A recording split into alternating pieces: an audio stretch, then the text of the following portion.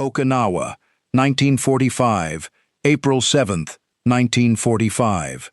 The East China Sea. On the bridge of the USS Tennessee, Rear Admiral Morton Deyo reads one line off a message board. The largest battleship ever built is at sea, and she is turning toward him. He gives the order. 6 American battleships swing into line. The big guns come up. One of those 6 had been sunk at Pearl Harbor, West Virginia, torpedoed at her own moorings on the first morning of the war. She settled onto the bottom of the harbor with the oil still burning on the water above her. Then she was raised, rebuilt, sent back to sea. 2 more ships in that line, Tennessee and Maryland, had been there too, on that same December morning, taking bombs on Battleship Row. For 3.5 years, the men on those decks had waited for a morning exactly like this one. The enemy's greatest ship, steaming straight into the reach of their guns. The kill had been promised to them, and not one of those guns would ever fire a single shot at her. This is the story of the last great gun duel that almost happened, the men who were sent to win it, and the morning it was lifted out of their hands before a single trigger was pulled. A story about a debt that was earned and never collected. And the quiet moment an entire age of war came to an end. Not on the deck of the Yamato, on the deck of the ship that never got to sink her. It began 3.5 years earlier. December 7th, 1941. A Sunday morning at Pearl Harbor. The West Virginia lay along Battleship Row, moored outboard of the Tennessee, riding quiet in the shallow water of a warm Hawaiian morning. Then the torpedoes came. She took 7 of them along her port side, 2 heavy bombs on top of that.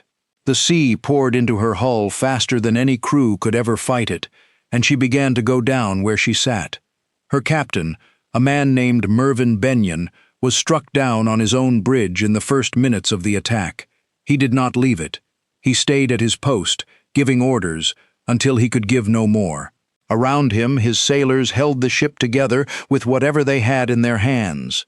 They flooded her starboard side on purpose to balance the water rushing into port, so that she would settle straight down onto the bottom instead of rolling over and carrying every man below with her. It worked. She sank upright, in 40 feet of harbor mud, beaten, but not capsized. More than 100 of her men never came off her that morning. That could have been the end of the West Virginia. In most navies, in most wars, it would have been. A sunken hulk in a shattered harbor, written off, stripped for scrap. It was not the end. In the weeks and months that followed, divers went down into the oil and the black water, again and again, sealing her torn hull, one steel plate at a time. It was slow, filthy, dangerous work, done by hand, in the dark, inside a ship that did not want to give up her secrets. Pumps ran day and night for the better part of half a year, and foot by foot, inch by inch, the harbor gave her back. By the middle of 1942, she was floating again. They patched her just enough to survive an ocean crossing, and then they towed her all the way to a shipyard on the mainland. And there they did not simply repair her, they rebuilt her from the waterline up. New guns, new armor along her sides, a wider hull, modern fire control radar at her masthead, eyes that could find an enemy in total darkness and lay the guns on him by instruments alone. It took the better part of 3 years, from the morning she sank to the day she was ready to fight again. When she finally came back, she was not the ship that had died at Pearl Harbor. She was faster and smarter and far more dangerous than she had ever been. The same men who had watched her go under at her moorings would take her back out to sea. She was not alone in that resurrection. The Tennessee and the Maryland had ridden out the same terrible morning, scorched and bloodied, but still afloat, and they too had been made whole and sent back into the fight. And these ships had already collected on the debt once. In October of 1944, during the Great Battle for Leyte Gulf, a Japanese column tried to force its way north through the narrow black water of Surigao Strait in the Philippines, under cover of night, hoping to slip through unseen and fall on the American landings beyond. They were not unseen.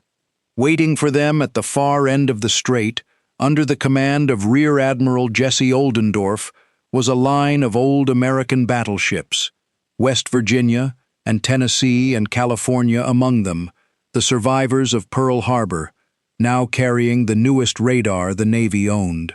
The American battle line waited with the patience that only comes from long experience, and when the enemy came within reach, the old ships did to him the oldest and most merciless thing one fleet can do to another. They crossed the enemy's T.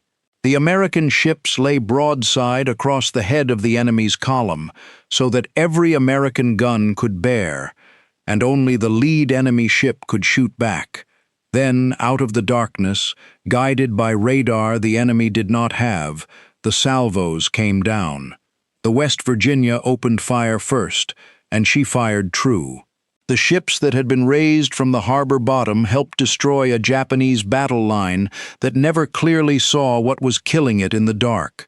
It was the last time in the history of the world that battleship would fight battleship, gun against gun, line against line.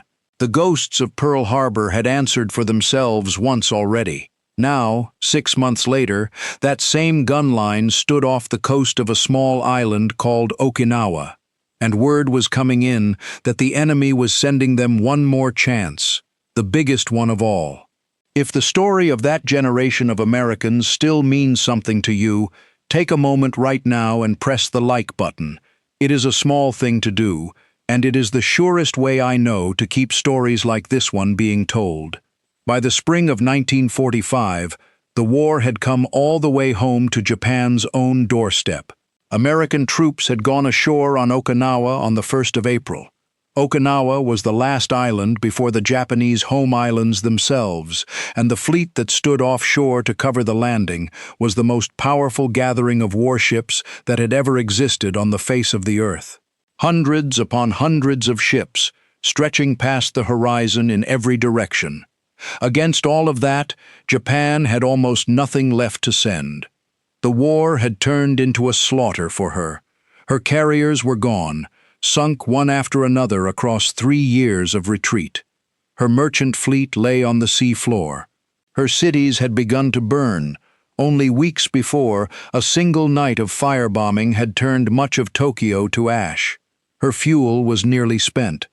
What was left of her once mighty navy sat in port, with no oil to move it, and no sky to protect it. And so her commanders reached for the only weapon they had left in any number. They would spend their young men all across those same days. Hundreds of Japanese pilots were being sent aloft on one-way flights, ordered to fly their aircraft straight into American ships and die doing it. The sortie of the Yamato was meant to be the naval half of that same desperate idea. Almost nothing left. Almost. In a quiet anchorage in the inland sea sat the Yamato, the largest battleship the world had ever built, or would ever build. Nearly 70,000 tons of steel, 9 main guns of 18 inches across, each one able to hurl a shell that weighed as much as a small automobile more than 20 miles out to sea. She had armor thick enough to shrug off blows that would gut any other ship afloat. When she had been laid down in secret before the war, she was meant to be the ship that no enemy could ever stand against. For most of the war, she had been held back. She was too valuable, too much a symbol, to risk in an even fight. Now there was nothing left to save her for. The order that came down to the Yamato was, in plain words, very close to a death sentence. She was to sail for Okinawa with 1 light cruiser and a handful of destroyers. No air cover, no fleet behind her. She was to drive straight in among the American invasion ships, do all the damage her great guns could do, and then, when her fuel and her luck ran out, run herself hard aground on the beach at Okinawa and go on fighting as a steel fortress until her last gun fell silent. It was a one-way errand. Every man who planned it understood that. Every man who sailed on her understood it too. What the men aboard the Yamato did not understand was that the Americans were already reading their mail. She slipped out through the strait in the darkness. She did not slip out unseen. American submarines were lying quietly off the mouth of the inland sea, waiting, and they picked her up as she came through, a huge, slow shape on the surface in the night, impossible to mistake for anything else on the sea. Their orders were strict: report her. Do not attack her. So they hung back in the dark and shadowed the great ship hour after hour, sending back everything they saw, her position, her course, her speed. By the time the sun came up on the 7th of April, the American command already knew that the last great ship of the Imperial Navy was at sea. They knew roughly where she was. They knew where she was going. The question was no longer whether the Yamato would be stopped. The only question left was who would be given the honor of stopping her. The American Fifth Fleet was commanded by Admiral Raymond Spruance. He was a lean, quiet, careful man, the kind who spoke little and missed nothing. And by training and by temperament, Spruance was a battleship sailor down to the soles of his shoes.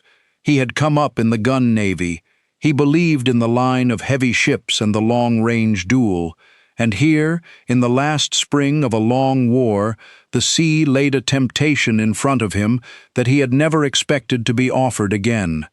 One more chance for a stand-up fight between capital ships.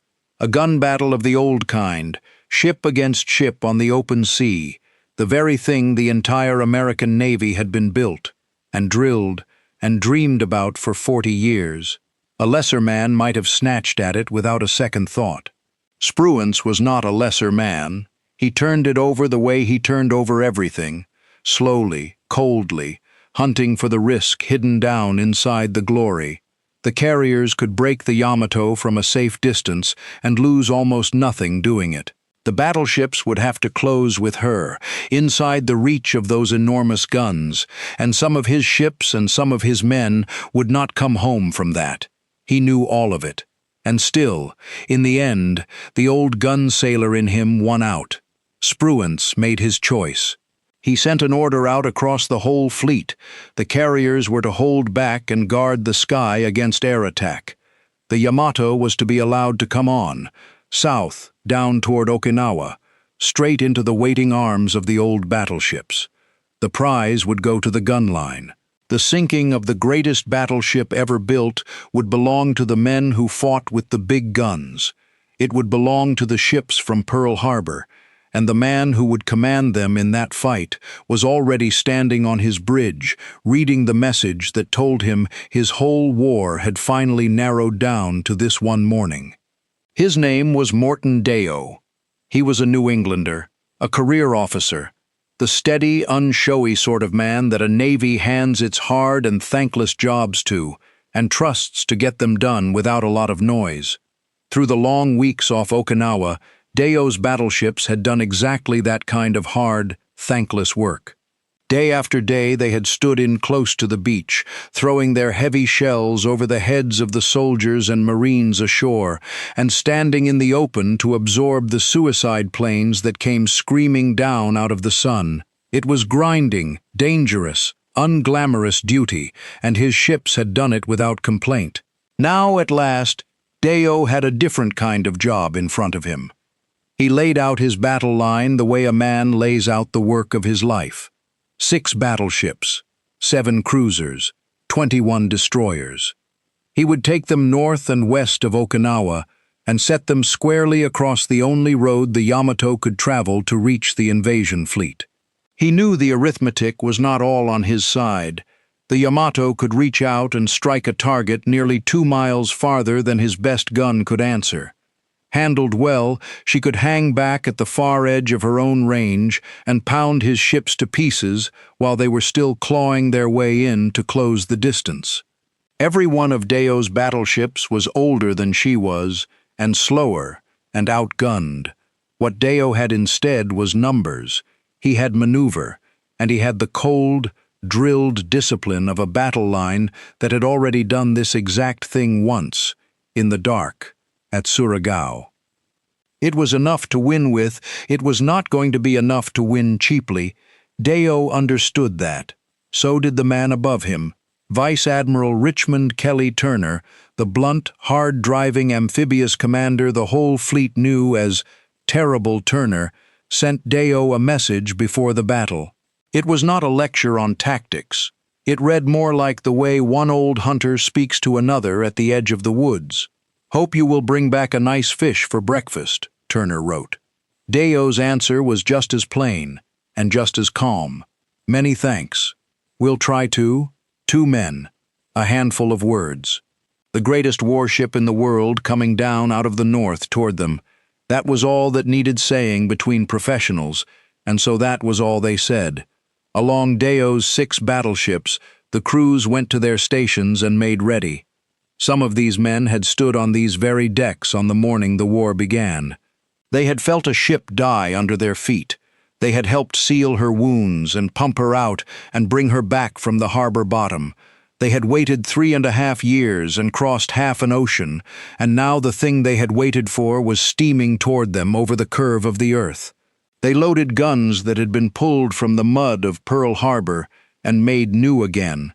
Scattered through those gun crews were men who had been aboard on the 7th of December, men who had felt the deck buck under their feet and watched the water come in.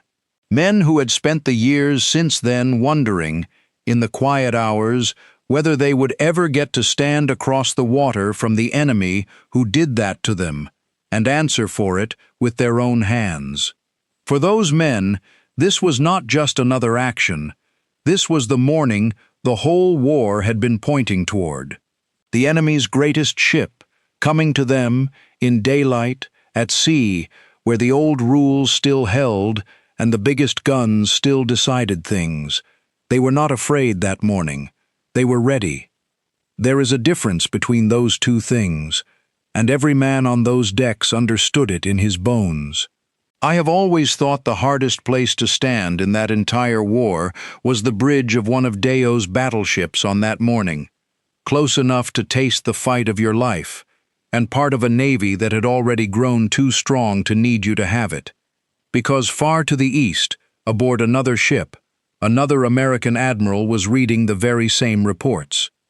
And he had no intention of letting the battleships have their morning. His name was Marc Mitscher. The whole fleet called him the Bald Eagle. He was a small man, weathered and browned by 20 years of standing on open flight decks under the Pacific sun. He wore a long-billed cap turned backward against the wind, and he sat on the bridge of his carrier facing aft, watching his planes come home. He commanded the fast carrier force, the single most powerful striking arm afloat anywhere in the world. Mitscher was an aviator, one of the very first the American Navy ever made. And for his entire career, he had been quietly fighting a second war inside his own service, a war against the battleship admirals, the men who had run the Navy for as long as anyone could remember, and who believed, all the way down in their bones, that the big gun ship was the one true measure of sea power. Mitscher believed something those men did not want to hear. He believed that an airplane could sink any ship that floated. He believed the day of the battleship was already finished, whether the gun club was willing to admit it or not. He had spent 30 years waiting for the chance to prove it. He had come very close once already. Only the autumn before, in the fighting around Leyte Gulf, Mitscher's aviators had caught the Yamato's own sister ship out on the open sea. The Musashi, her twin in every dimension, another of the largest battleships ever built, and they had sent her to the bottom with bombs and torpedoes alone. No other ship had been able to save her. By any honest reckoning, that should have ended the argument right there. It had not. The gun club allowed that the Musashi had been unlucky or poorly handled, or simply caught out alone without her friends around her. They were not ready to bury 40 years of hard belief on the strength of a single sinking. Mitscher meant to bury it now, with her sister. And now the largest gunship ever built by human hands was steaming across open water, well within the reach of his planes, and his own commanding officer had just ordered him to stand aside and let the battleships have her. Mitscher read Spruance's order the way a careful lawyer reads a contract, looking not for what was written, but for the line that was not. The order told him to hold his carriers back and guard the fleet against enemy aircraft. It told him to let the Yamato come south. It did not, in so many words, forbid him to attack her. That was all the room the bald eagle needed. Before dawn, his search planes went droning out into the gray weather to the north to find the enemy fleet. And the moment they found her, Mitscher did not stop to signal his commander and ask for leave. He launched. 280 airplanes climbed off his decks. Fighters and dive bombers and torpedo planes circled, formed up and turned north toward the great ship. Only after they were all in the air, committed, past any hope of recall, did Mitscher send his message back to Spruance. He asked permission to do the thing he had already gone and done. Spruance's answer came back in 3 words: "You take them." And with that, the fight was over before it ever began. Not the fight with the Yamato, the older fight, the 40-year argument between the guns and the wings. In one short signal, in the last spring of the war, it was settled for good. Back aboard the Tennessee, Deyo was still finishing his reply to Turner's message about the fish for breakfast when the word came up to his bridge. The carriers had launched. The planes were already in the air. Already gone north. Deyo took it in without a single word of complaint. He simply added one more line to the message he had been writing. "If the pelicans haven't caught them all." There is a whole man in that one sentence. No bitterness in it. No begging. Just the dry, level acceptance of an old professional who has spent his whole life at sea and who knows that the mission always comes ahead of the man who wanted to be the one to carry it out. He turned his battle line north anyway, just in case the pelicans missed. What happened next happened far over the horizon, out of the sight of Deyo's ships. And it did not take long. The planes found the Yamato in the early afternoon, still only halfway to Okinawa. For close to 2 hours, wave after wave came down on her out of the low clouds. Bombs from above, torpedoes from either side, more punishment than the finest ship ever built could hope to fight off, with no aircraft of her own to shield her. Deyo's battleships never saw any of it. They knew it only the way a man knows a storm that is still below the horizon, by the reports crackling in over the radio, one after another, from the aviators far to the north. She's been hit. She's listing. She's afire. She's slowing. The men on the gun line stood at their stations, hands on the loaded guns, and listened to another force kill the ship they themselves had crossed an ocean to kill. It is a hard thing to explain to anyone who was not standing on those decks. To be manned and loaded and trained out, every man keyed up for the fight of his life, and then to stand there and do nothing at all, while a voice on the radio told you, mile by mile and hit by hit, that the fight was being won somewhere out beyond your sight. There was pride in it, and there was a strange, hollow ache in it too. The two feelings sat down side by side on those decks that afternoon, and neither one drove the other off. The Yamato never came within 200 miles of the invasion fleet she had been sent to destroy. Her commanding admiral chose to stay aboard as she went down. In a little under 2 hours, the mightiest battleship ever launched by any nation was gone beneath the East China Sea, and the sound of her end was reportedly heard for many miles across the water. And by 3:30 that afternoon, when Rear Admiral Morton Deyo finally brought his 6 battleships into the position north and west of Okinawa, the very spot from which he had meant to fight the greatest gun battle of his life, there was nothing left there to fight. The enemy was already on the bottom. His guns had never fired. There was no signal to celebrate. There was no order to open fire. No roar of the main batteries, no shudder through the decks, no flash of light on the horizon. There was only a quiet turn of the wheel, 6 battleships coming slowly about, and the long, plodding steam back to the gun line off the beach, back to the daily work of covering the men fighting ashore. The ships from Pearl Harbor had come all that way. They had waited all those years, and in the end, they were simply not needed. For a battle-hardened crew, there are worse feelings than that. Every man on those decks had already seen enough of war to know it. Not one of them that afternoon would have traded the outcome for the glory. So why did they never fire? Not because they were forbidden to, not because they failed, not because the enemy slipped past them in the night. They never fired because the United States Navy of 1945 had grown so overwhelmingly strong that it no longer needed its heaviest guns to kill its heaviest enemy. It could reach out with a few hundred airplanes and finish, in a single afternoon, a ship that 4 decades of naval doctrine had insisted only another battleship could ever hope to stop. The debt that 3 of those ships had carried across an entire ocean, the account still open from that Sunday morning at Pearl Harbor, turned out to be a debt the country could afford to leave uncollected, because it had already won. By every measure that mattered, it had already won. That is a strange kind of victory. But make no mistake about what it was a victory, and it was complete. In one April afternoon, an argument as old as the modern Navy itself was answered for good. For 40 years, the great powers of the world had measured their strength in the size and the number of their battleships. The Yamato was the final, ultimate expression of that whole idea.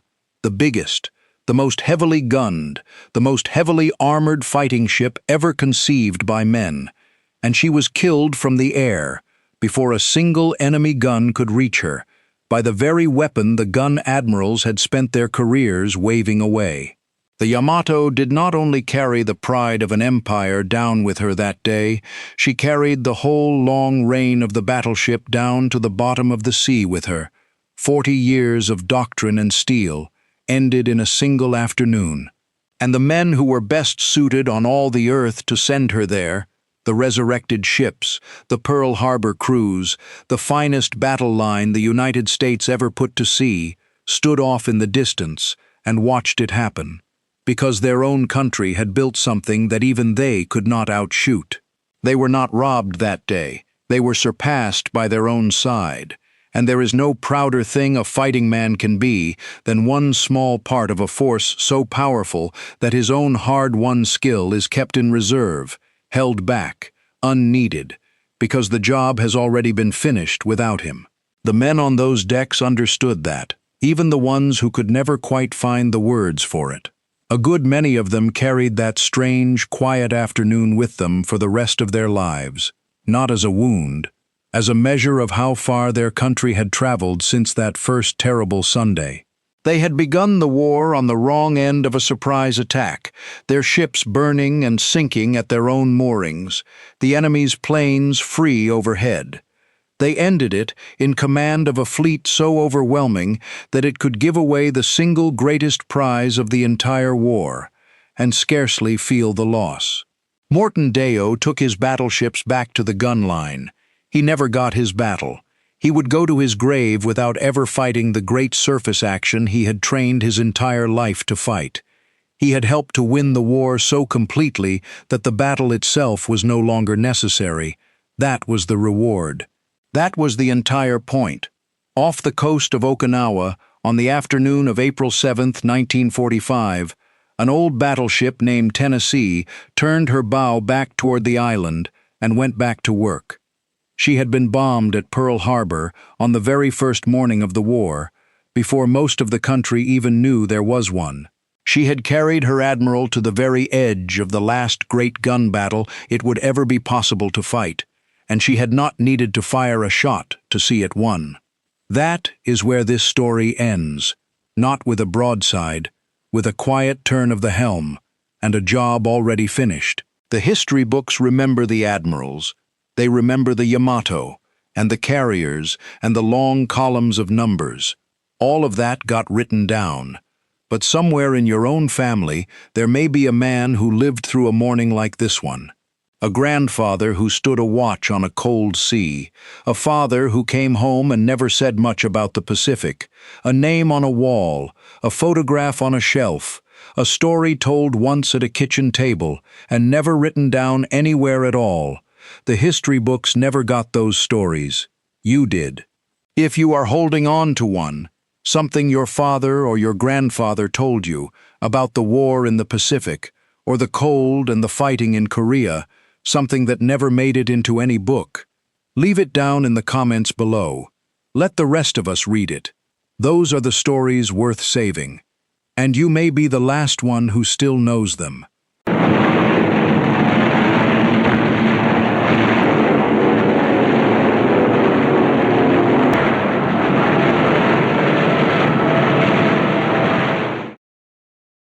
May 8, 1942, the Coral Sea.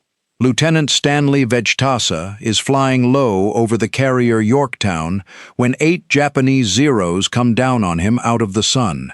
He is not in a fighter. He is in a dive bomber. 2 guns in the nose, 1 gun in the back seat, and a bomb hung under the belly. 8 of them. 1 of him. On paper, this is over in 90 seconds. The Douglas SBD Dauntless was never built to turn with a 0. Nothing the Americans had in the spring of 1942 could turn with a 0. Vejtasa is down there because Yorktown had no fighters left to send. It wasn't over. Of the 8 American dive bombers on that patrol, half never came home. Vejtasa did, and the Navy gave a bomber pilot a Navy Cross for aerial combat. There is a reason the best fighter pilots in the Pacific could not put him down, and it isn't luck. It comes down to a decision he made in the first few seconds, and it went against everything a bomber pilot was trained to do. And there is a harder question waiting at the end of this story, one the Japanese records ask out loud, and his citation never answers. The Douglas SBD Dauntless carried 2 men, 1 engine, and no folding wings, on a carrier deck that last detail mattered. Every other airplane in the air group could tuck its wings up against its sides and take up less room. The Dauntless could not. It sat there full width, taking space, waiting. Flat out, it made about 250 miles an hour. A 0 could beat that and still be climbing. The armament was 2 .50 caliber Browning machine guns set in the cowling, firing through the propeller arc. Behind the pilot, facing backward, the radio man had 1 .30 caliber gun on a swivel. 2 guns forward, 1 gun aft. Under the belly hung 1,000 pounds of high explosive on a steel arm called a crutch. That crutch explains the whole airplane. A dive bomber goes down at 70 degrees. A bomb released at that angle will drop straight into its own propeller unless something throws it clear first. So Douglas built an arm that swung the bomb down and away before it let go. A piece of hardware existing for one purpose, on an airplane existing for one purpose, which was to put a single bomb through a single steel deck from directly overhead. The crews would come to call it slow but deadly.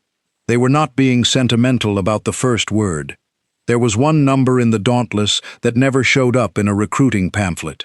The airframe was stressed to take a heavier G-load than a fighter needed. It had to be. A man who pushed the nose over at 70 degrees with half a ton of ordnance under him had to haul out of that dive low over the water, and the wings had to still be there afterward. Douglas built for that. The Navy trained for it. Dive bomber pilots pulled loads in ordinary Tuesday morning practice that plenty of fighter pilots never saw in a career. That number goes nowhere for the moment.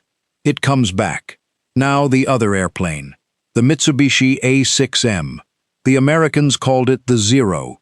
It turned inside anything in the American inventory in the spring of 1942, and it was not close. It flew farther than Allied intelligence believed an aircraft that size could fly, which is why Japanese fighters kept appearing over targets that were supposed to be out of reach. It carried two 20mm cannon and two machine guns. Mitsubishi bought all of that with weight. There was no armor plate behind the pilot. There were no self-sealing tanks in the wings. The Zero was fast and light and vicious because there was nothing in it that wasn't needed to fight, and the men who designed it had accepted what that meant for anyone who got hit. The Zero's reputation had been built over China. By May of 1942, no Allied pilot had anything that could stay with it in a turn, and they all knew it. Which brings us to how the Imperial Japanese Navy classified the Dauntless. It did not classify it as an opponent. A dive bomber was a thing you caught. It was the reason fighters were sent up. In the tactical arithmetic of a Japanese fighter squadron in 1942, an SBD was work, not risk. There is one number that survives the whole war and sits badly against all of that. Across the Pacific, in air-to-air combat, the Dauntless is commonly credited with a kill ratio of roughly 3.2 to 1.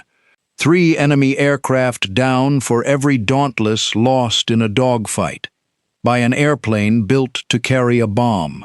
Stanley Winfield Vejtasa was born in Montana in 1914 into a working family, and he went to school in Montana. Montana State College first, then the University of Montana. There was no Annapolis in it. There was no admiral in the family. He enlisted in the Navy in 1937. He got to Pensacola, earned his wings, and was commissioned an ensign. His first fleet assignment was the aircraft carrier Yorktown, and the airplane they put him in was the Curtiss SBC-3 Helldiver. That was a biplane, 2 wings, braced with wire, in the late 1930s, flying off the deck of a frontline American carrier in the Atlantic and the Pacific. The men who would fight the Pacific War learned their trade in machines their grandfathers would have recognized. He was still checking out in the new Dauntless with Scouting Squadron 5 when the radio traffic came in from Pearl Harbor. Yorktown and Air Group 5 were ordered to the Pacific immediately. Yorktown began launching before dawn on the first day of February 1942 against Jaluit and Mealy in the Marshalls and Macon in the Gilberts. Vejtasa's squadron was in it. Those were the first American offensive strikes of the war, launched at a moment when the country had almost nothing else to launch. They went badly. The weather over Jaluit was so bad that squadrons could not form up, and airplanes arrived over the target, one at a time or not at all. Yorktown lost 7 aircraft that day, most of them to weather rather than to anybody shooting. What it bought was moderate damage to a few installations and 3 Japanese aircraft destroyed. It did not change the map. It was also the only thing moving in the right direction that winter, and every pilot who came back had seen something he had not seen before, which was what a target looked like through his own windscreen. There is something about Yorktown's spring of 1942 that gets lost in the battle narratives. She did not go home. She did not go into a yard. She went from the Marshalls to New Guinea to the Coral Sea, and her crew lived aboard her through all of it, month after month, in tropical heat, in a ship built for a peacetime rotation nobody was getting. Vejtasa was a lieutenant, junior grade, when that spring started. 3 months later, Yorktown was in the Coral Sea. On the morning of May 4, 1942, she launched against Japanese shipping at Tulagi, in the Solomons. Vejtasa was in that strike. So was most of Air Group 5, going back and forth across the harbor through the day. By the time it was finished, the count of Japanese vessels sunk or damaged in that harbor stood at 8 or better. Not one of them was a carrier. Not one of them changed the war. What it did was give a squadron of American pilots a day of putting bombs on ships that were shooting back, 4 months into a war they had been losing. That is the part of Vejtasa's record people skip past. By May 8th, this man had flown against the Marshalls, the Gilberts, and Tulagi, and had been in the water-level business of attacking ships since January. He was not a young pilot who got lucky, he was current. 3 days after Tulagi, Yorktown found a carrier. Some background is owed here, because the Coral Sea was not like anything that had come before it. From May 4th to May 8th, 1942, 2 fleets fought each other for 4 days and never came within sight of one another. No gunnery officer ever saw an enemy ship. Every blow struck in that battle was struck by an airplane, flown by a man who had to find the target himself before he could hit it. The situation those men flew into was bad and getting worse. Bataan had fallen in April. Corregidor went on May 6th.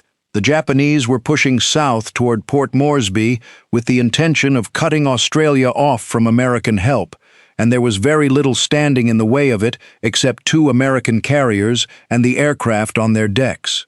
Early on May 7th, a Yorktown scout found Japanese ships to the northwest and encoded a contact report on them. He made a mistake in the encoding. What came out of the radio room read, 2 aircraft carriers and 4 heavy cruisers. Yorktown and Lexington emptied their decks. 90-odd aircraft went out after it. Admiral Fletcher had been hunting the Japanese fleet carriers for 3 days. He read that report as the answer and emptied both decks. 93 aircraft went out. The pilot caught his own error and sent a correction. It arrived minutes after the last airplane left the deck. There were no fleet carriers out there. What the scout had actually found was the Japanese covering group, heavy cruisers, and with them a small carrier nobody in the American strike had been sent to kill. 93 American aircraft, launched on a coding error, arrived over the light carrier Shoho at 10 minutes to 11 in the morning. She was screening the invasion convoy bound for Port Moresby. She carried a handful of aircraft.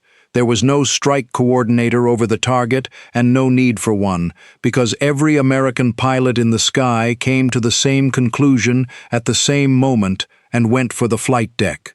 What happened over the next several minutes is best understood from the bomb. A dive bomber pilot rolls in from altitude, gets the target under his nose, and opens the dive brakes. Perforated flaps that slow the airplane so it does not build up so much speed that the pilot cannot aim or pull out. The Dauntless went down at 70 degrees, with those brakes hanging in the slipstream, which is a loud, shuddering, deliberate way to fall out of the sky. The pilot sights through a telescope that fogs in the Pacific humidity. He holds the dive while the anti-aircraft comes up at him. He releases low. The crutch swings the bomb clear of the propeller. Then he pulls, and the airframe takes the load, and he goes out across the water at masthead height, while the rear gunner turns around and watches what happens behind them. That morning, that sequence was flown at Shoho by pilot after pilot from 2 American carriers, and Vejtasa was one of them. Shoho went down in a matter of minutes. She was the first Japanese aircraft carrier lost in the Second World War. Lieutenant Commander Robert Dixon off the Lexington put it on the radio in 4 words. Scratch 1 flat top. Every ship in the task force heard him say it, twice.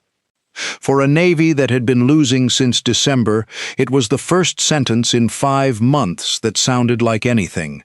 That kill belongs to a strike group, not to a man. Vejtasa's bomb was one of the bombs that put her under. The pilots who flew that attack understood perfectly well how it worked, and none of them claimed a carrier by himself.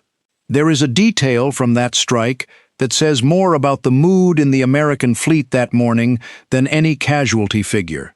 Walter Schindler was the task force staff gunnery officer. He was a senior officer with a staff job and a future as a vice admiral. On May 7th, he talked his way into the back seat of Vejtasa's Dauntless, took a camera with him, and rode the dive down as a temporary rear gunner so somebody would have film of it. He did not have to be there. He went anyway. For Tulagi and for Shoho, Vejtasa was awarded the Navy Cross. That is what the Navy handed out when a bomber pilot did precisely what a bomber pilot was supposed to do, and did it well enough to matter. When the sun went down on May 7th, both sides knew the same thing. Somewhere out there in the dark, inside a few hundred miles, was an enemy carrier force nobody had located yet. Both fleets went to sleep on that, and most of them did not sleep. The next morning, Yorktown needed fighters over her own ships. She did not have enough of them. That shortage was not an accident of the day. It was written into the air group years earlier, in peacetime, by people doing arithmetic in an office. The pre-war Navy worked out how many fighters a carrier needed and got the number wrong. It underestimated what it would cost to escort a strike going out and defend the fleet at the same time. On the morning of May 8, 1942, that arithmetic came due. The Wildcats went with the strike, which left the ships to be covered by something else. 8 Dauntlesses from Yorktown were put up on anti-torpedo plane patrol. They flew low, down near the water, out around the formation. Vejtasa was leading 4 of the 8. The assignment was not as strange as it sounds, and it is worth being fair to the men who wrote it. A torpedo plane cannot attack from altitude. It has to come in low, and flat, and slow, and hold that line long enough to drop cleanly, because a torpedo dropped from too high or too fast will break up when it hits the water. That is the one target profile in the entire Japanese order of battle that a Dauntless can actually chase. Down low, in a straight line, with 2 50 caliber guns in the nose, an SBD is a reasonable answer to a Kate.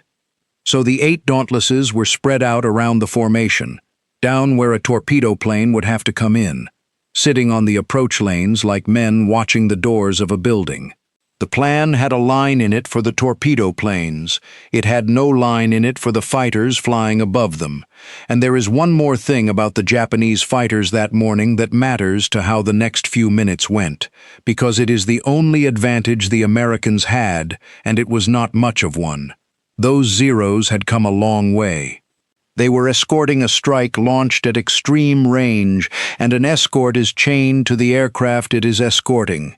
It goes when they go, it leaves when they leave, and every minute it spends turning and burning at full throttle is a minute of fuel it does not have for the flight home.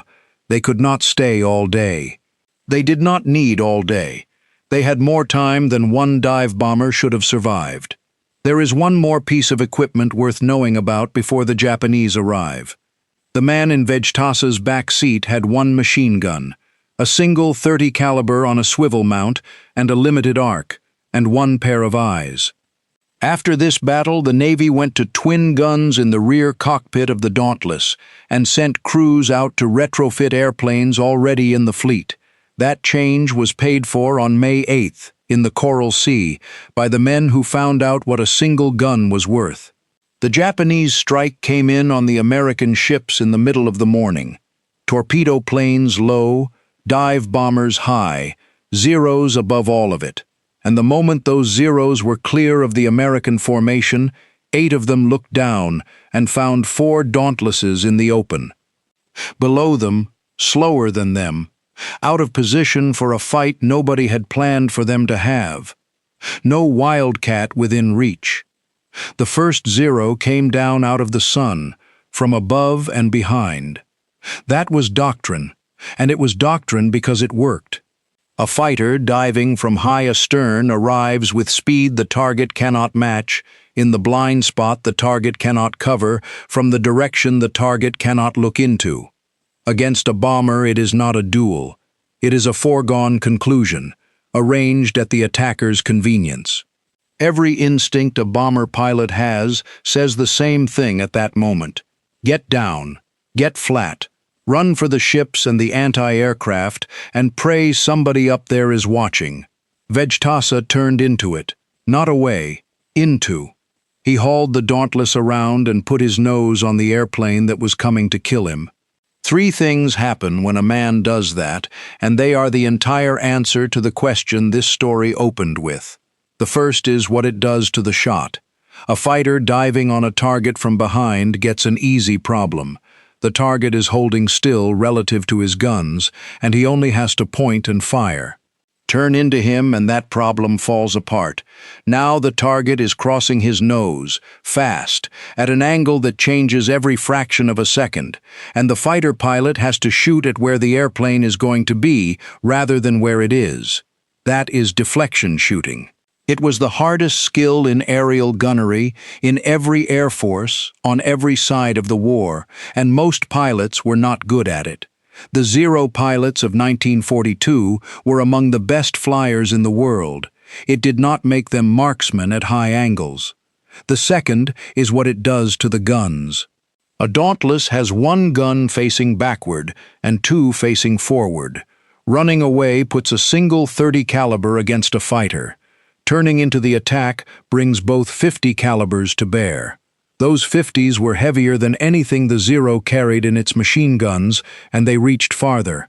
In a head-on merge, the arithmetic of the fight changes completely, because in that one geometry, a dive bomber is armed the same direction as a fighter.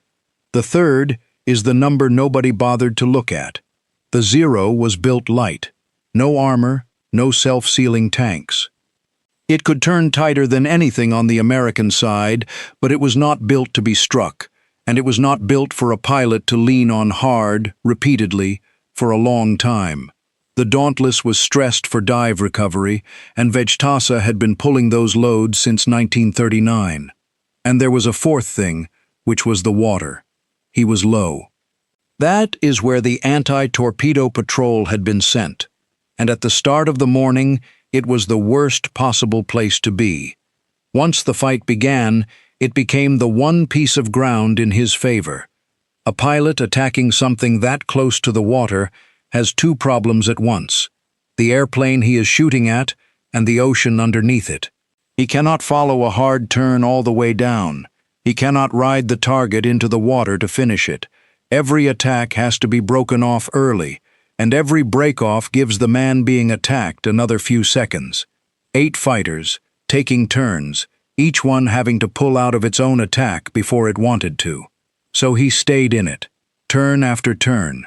Each time a Zero committed, he came around into it, forced the deflection, and put the .50s where the fighter had to fly through them.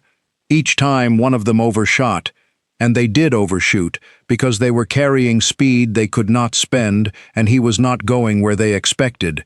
He was pointed the right way when it happened.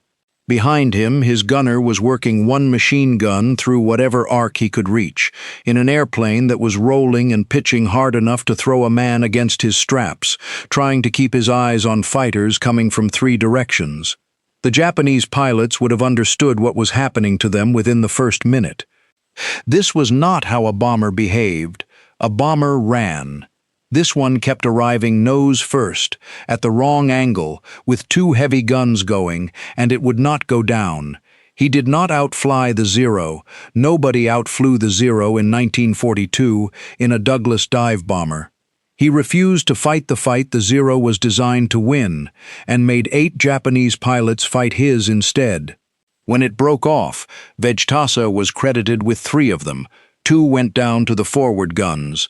The third is the one nobody has ever agreed on, and we are coming back to it. He turned for the ships. Yorktown had been hit that day. Her deck was open and taking aircraft anyway, the way carrier decks did. The Dauntlesses came back in 1s and 2s. 4 of the 8 came home. If this is the kind of history you came here for, the actual mechanics of how one American pilot survived something he had no business surviving, take a second and hit the like button. That is the whole ask. It tells me these men are still worth the hours it takes to put their story together properly. For that morning, Vejtasa was given a 2nd Navy Cross. The difference between those 2 medals is the whole story. The first was for bombing, which is what he was trained and paid to do.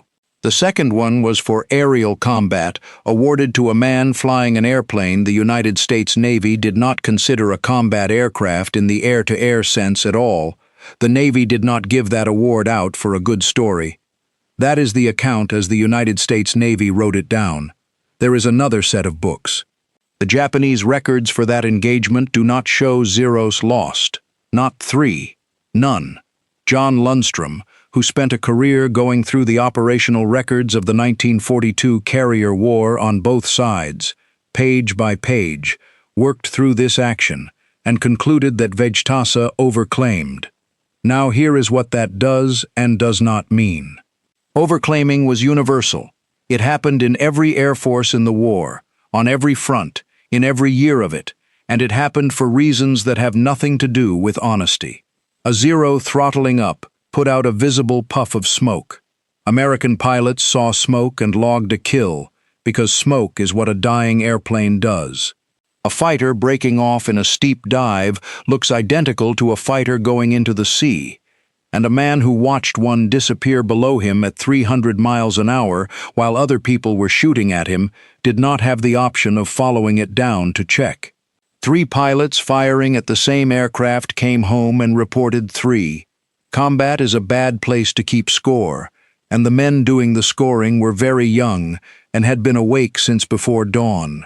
I've spent a lot of time in the claim records from 1942, and the numbers that hold up under examination are almost never the tidy ones. And if that sounds like a criticism of American pilots, look at what the other side reported about the same battle. Japanese air crews came back from the Coral Sea and told their commanders they had sunk both American carriers. Both of them. That report went up the chain, and it was believed. Lexington had in fact been lost. Yorktown had not. Yorktown was hit and patched and worked on around the clock at Pearl Harbor, and 1 month later she was off Midway putting aircraft in the air against a Japanese fleet that had been told she was on the bottom of the Coral Sea. That is what combat reporting was worth in 1942. It was worth that on both sides, and men made decisions on it, and some of those decisions cost carriers. So set the claim aside, take it off the table entirely, and look at what is left, because none of the following is in dispute by anybody.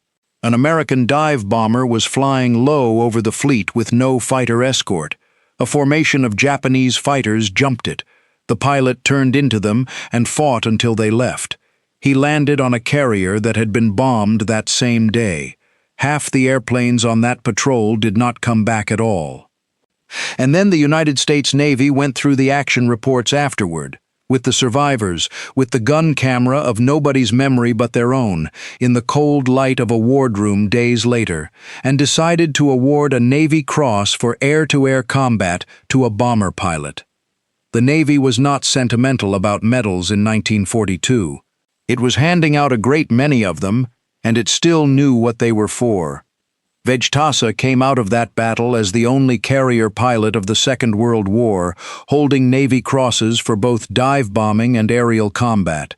Nobody else did both. The reason nobody else did both is that the two are not supposed to be the same job. He does not need 3 confirmed kills.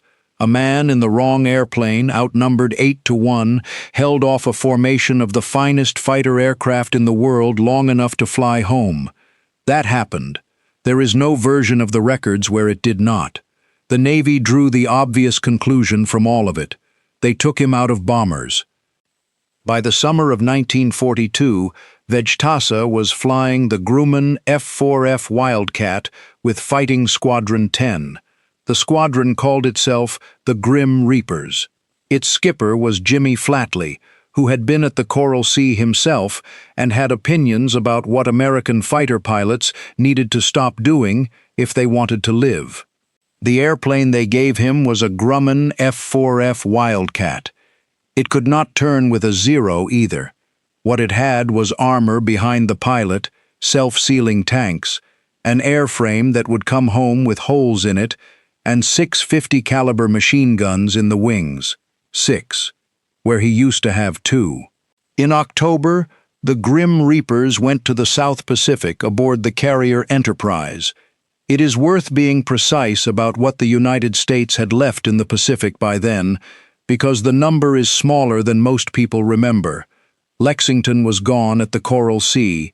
Yorktown was gone at Midway. Wasp had been torpedoed and sunk in September. Saratoga had been torpedoed in August and was out of the war for months. That left Hornet and Enterprise, two carriers in the whole ocean facing a Japanese navy that still had more of them, and a Marine division holding an airfield on Guadalcanal that could not be supplied if those two ships were lost.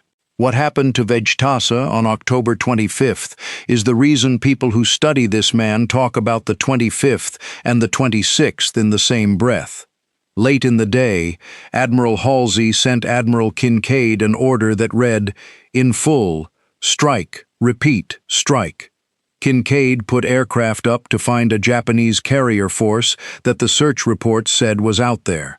Vejtasa and his squadron flew the legs they were given. They found empty ocean. They flew past the end of their legs and found more of it. Then it got dark, and their fuel got low, and they came back to the position where Enterprise was supposed to be.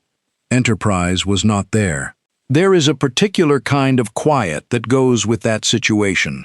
A single-seat fighter, at night, over the open Pacific, with a fuel gauge going the wrong way and no land inside 300 miles in any direction.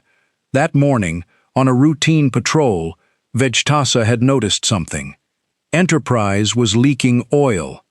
There was a slick behind her, thin and long, and he had registered it and filed it away the way a certain kind of man files things away. In the dark, he went and found the slick. Then he followed it. He tracked an oil trail across black water at night, and it led him back to his ship, and he brought his airplane and other men's airplanes home on it. Nobody gave him a medal for that one. The next morning, the Japanese found the American carriers.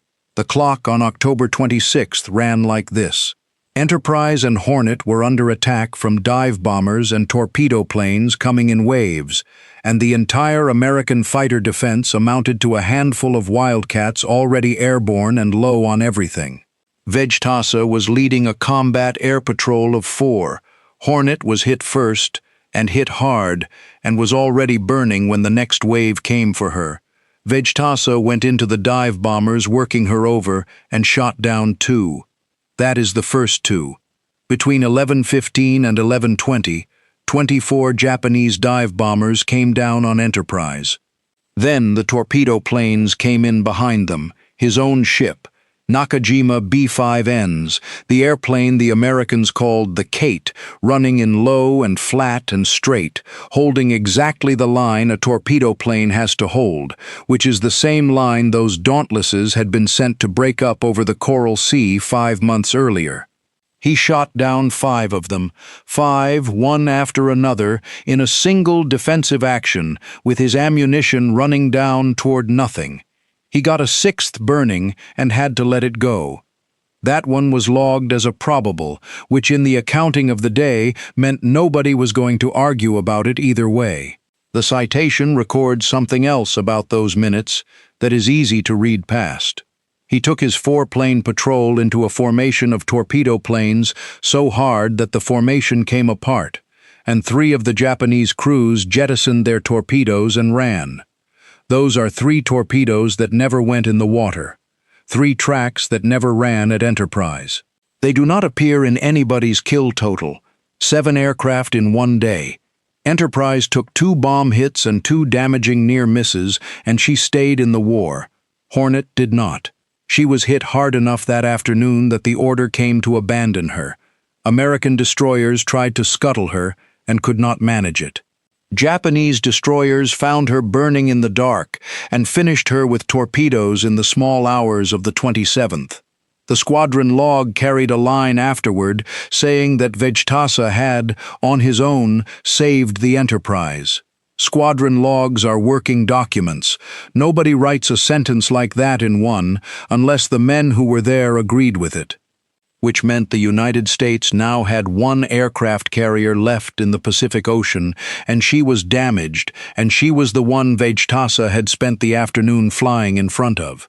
He was awarded a 3rd Navy Cross for October 26th. He was 28 years old. He never received the Medal of Honor.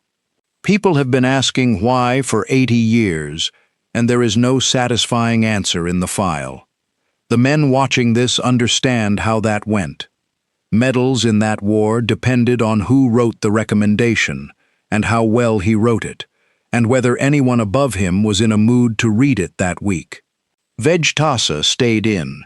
He was the air boss aboard the carrier Essex during the Korean War, and he spent the back half of his career in naval aircraft and weapons development, working on the machines that replaced everything he had flown. He retired a captain. Go back to the airplane one more time.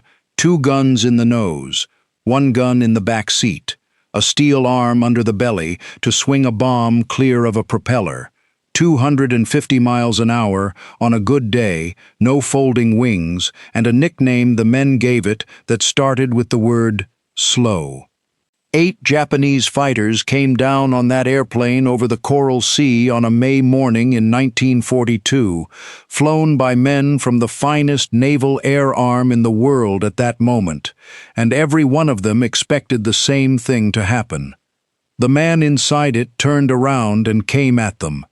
A lot of you watching have a father or a grandfather who was in that war.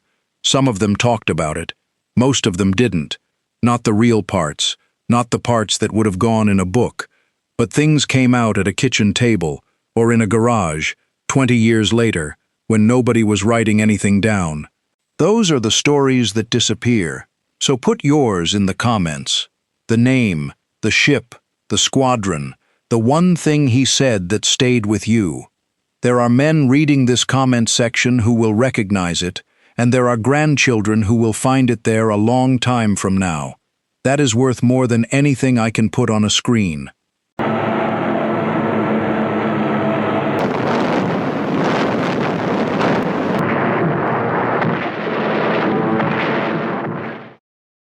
The largest battleship ever built had 150 guns pointed at the sky, and a single American plane flew straight down the middle of them.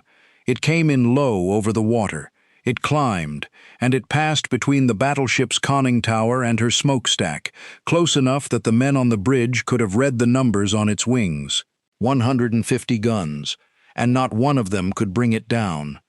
On that bridge stood a young sailor of the Imperial Japanese Navy named Kosaka Koitabashi. He had been told a certain thing about the Americans. Every man in that fleet had been told it, that the Americans were soft, that they would not press an attack home, that they were, in the word he used himself all his life afterward, sissies. He watched that pilot thread the needle through a wall of fire and come out the other side, and a thing he had believed since he was a boy began to come apart in his hands. That was the 24th of October, 1944, the day before the battle you are here to learn about. Stay with me this morning. Because the men who flew those planes were not chasing medals, and most of their names never reached the history books. But for the next few minutes, they have earned every second of your attention. What happened off the island of Samar the following dawn should not have been a battle at all. It should have been a slaughter. A handful of slow little carriers, built on merchant hulls, and a thin line of destroyers stood in the path of the most powerful surface fleet Japan ever sent to sea. The battleship Yamato alone weighed more than all 6 of those little carriers put together. By every rule of arithmetic, they were already dead. And the strangest part of the whole affair is this. When the shooting stopped, it was not the small ships that had run. It was the giants. To this day, men argue about why. Some of the answers are locked away in the mind of a Japanese admiral who took them to his grave. But part of the answer flew off the decks of those little carriers that morning with almost nothing to fight with, and kept coming anyway. It was supposed to be an ordinary morning. The escort carriers of a group the Navy called Taffy 3 were doing what they had been built to do, launching a few planes at first light to hunt submarines and to help the soldiers who were fighting their way inland across Leyte. The men on those flight decks expected a long, dull day. Their planes were loaded for that dull day. Depth charges for submarines, small bombs meant for troops and trucks on a beach, machine guns. Nothing on those racks was built to punch through the armored hide of a battleship. Nobody had thought they would need it. It was an Avenger pilot named William C. Brooks flying an early patrol off the escort carrier St. Lo, who saw them first. He was doing the ordinary work of the morning, watching the water for submarines, when he looked down through a gap in the clouds and saw ships to the north. He looked closer, the pagoda masts, the great flat shapes behind them. These were not American ships. He counted battleships. Brooks got on the radio and reported what he was seeing. Back on the carriers, the admiral could not believe him and asked him to check again. The most powerful fleet in the Japanese Navy could not possibly be here, bearing down on a few unarmed escort carriers, with the whole of the American battle line supposedly guarding the door to the north. But it was here. So Ensign Brooks did the only thing a man in his position could do. He turned his little plane over and dived on a Japanese cruiser to attack it. The only weapon he was carrying was 2 depth charges, barrels of explosive built to sink submarines, dropped on a warship the size of a city block. It was almost nothing, a man throwing stones at a moving wall. He dropped them anyway. That single act, at the very start, is the whole story of the day in miniature. The right man, the wrong weapon, diving in, regardless. He could not have known, pulling out of that dive, that the whole strange shape of the next few hours was already set. That the men of Taffy 3 would fight this battle not with the weapons they wished for, but with the ones already bolted to their planes when the enemy came over the horizon, and that, somehow, it would be enough. The Japanese fleet had come a long, hard road to reach that water. They had already paid for it in blood, and they knew it. 2 days earlier, in the dark before dawn, that same fleet had been steaming through a narrow passage west of the Philippines. 2 American submarines were waiting, Darter and Dace. They put their torpedoes into the heavy cruiser Otago, which happened to be the flagship, with the fleet commander aboard. She rolled over and went down in 18 minutes. They sank a second cruiser, the Maya, and crippled a third, the Takao, which had to turn for home. The Japanese admiral, a man named Kurita, went into the water and swam for his life. When they pulled him aboard a destroyer, soaked through and shaking with fever, the first words out of his mouth were a question. He asked if anyone had any whiskey. It was a hard way to begin. A fleet that loses its commander's own flagship in the first dark hours, before it has fired a shot in anger, before it has even reached the enemy it sailed out to fight, is a fleet already wrestling with its own doubts. The admiral would not sleep again for 3 days, and the worst of the road was still in front of them. The next day the sky opened on him. Wave after wave of American planes came down on his fleet as it crossed a body of water called the Sibuyan Sea. This was the 24th, the day Koitabashi stood on the bridge of the Yamato and watched an American fly between the tower and the stack. There were hundreds of those planes over the course of that day. They came in flights, broke apart, and bored in one after another through a sky so thick with fire that the Japanese gunners could not believe anything could live in it. The Yamato and the Musashi threw up everything they had, colored bursts to mark their own shells. Tracer, steel raining back down into the sea. And still the American pilots pushed their noses down and came. They were not the same men who would fly off the little carriers the next morning. These were the aviators of the big American carriers to the north, older hands with faster planes. But they were cut from the same cloth, and they taught the Japanese fleet a lesson that day that it carried into Samar. That American airmen did not scare off, that they would keep coming until the target was on the bottom, or they were. By late afternoon, the planes had found the battleship Musashi, sister ship to the Yamato and one of the 2 greatest battleships Japan ever put to sea. They put something like 17 bombs and 19 torpedoes into her. Some of that was more than she needed. She went down that evening, taking most of her crew with her. A silence settled over the bridge of the Yamato as the men watched her go. "We had thought these ships could not be sunk," Koitabashi said, remembering it decades later. That evening, the surviving Japanese fleet turned back toward the strait that would carry them past Samar and into the American landings. Threading a fleet that size through the San Bernardino Strait in the dark was a feat of plain seamanship, and they brought it off. They came out the far side after midnight, braced to be met by the American battle line, and found empty ocean. The way was open. The Americans who should have been guarding that door had gone north, chasing a decoy. There was nothing left in front of the Japanese giants but the little ships of Taffy III, who did not yet know they were there. On the bridge of the Yamato, the lookouts saw them first. Out of the breaking mist came the unmistakable flat shapes of aircraft carriers. To men who had prayed for exactly this, it looked like the answer to every prayer they had. They did not know these were escort carriers, small ships built on merchant hulls to ferry planes and shepherd convoys. They saw carriers and took them for the great fleet carriers of the American Navy. They saw the thin screen of destroyers and took them for cruisers. Here, they believed, was the decisive battle their whole navy had been built to fight, come over the horizon and closing. Koitabashi watched the battleships Kongo and Haruna surge past at 30 knots with their great guns already firing, and he was ashamed, when he told it in his old age, of how the sight had thrilled him. "It seemed to me," he said, "like a movie. That thrill did not survive contact." The orders coming down from the flag were a tangle almost from the first minute. The admiral called for one formation, then changed his mind and signaled a general attack, and his captains went charging off on their own headings with little coordination between them.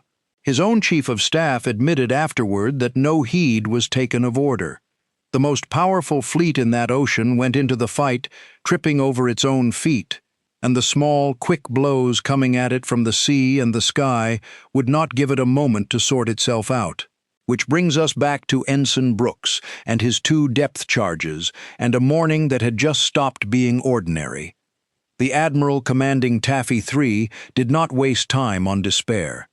He turned his carriers away from the enemy at their best speed, which was a crawl, barely 17 knots, and ran them toward a rain squall for cover.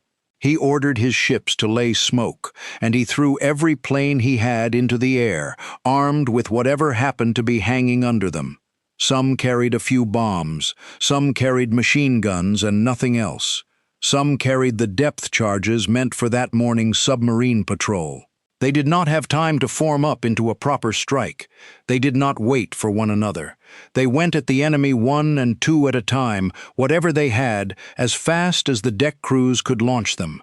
There was no plan for this. There could not have been.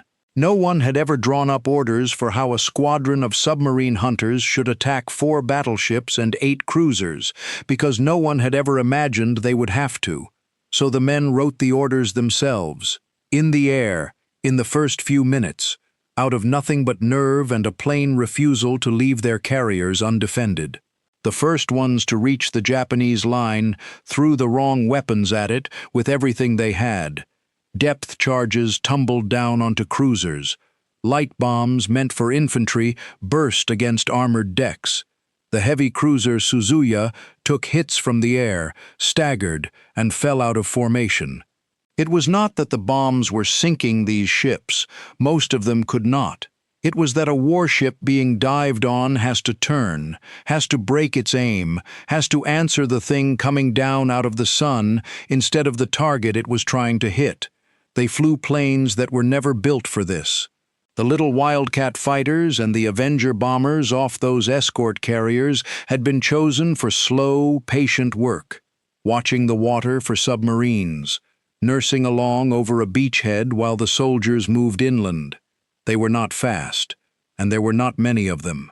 But they were flown by men who had decided, without anyone putting it into so many words, that they would not stand aside and let the enemy have a clean shot at the ships they were sworn to guard.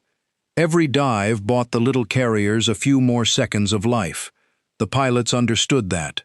So when the bombs were gone, they did not go home. They came around again and strafed, raked the decks and the bridges with machine gun fire, aiming for the men out in the open, The range takers and the gun crews, anyone whose job it was to help those big guns find their mark. And then the machine gun ammunition ran out too. Here is where the morning becomes something I have never quite found anywhere else in the record, because the American pilots still did not leave. They had dropped their bombs. They had fired off every round. Some of them had climbed into their planes at dawn with almost nothing to begin with, and now they had nothing at all, so they faked it. A pilot with an empty bomb bay would open the bay doors and push over into a torpedo run he could not make, on a cruiser he could not hurt, with a weapon he did not have. And the Japanese ship, not knowing the bay was empty, would heave itself over in a hard turn to dodge a torpedo that was never coming. Thousands of tons of steel, swerving to avoid a bluff. A battleship that is turning cannot shoot straight. A cruiser combing the water for torpedoes, real or imagined, is not closing the range on a fleeing carrier.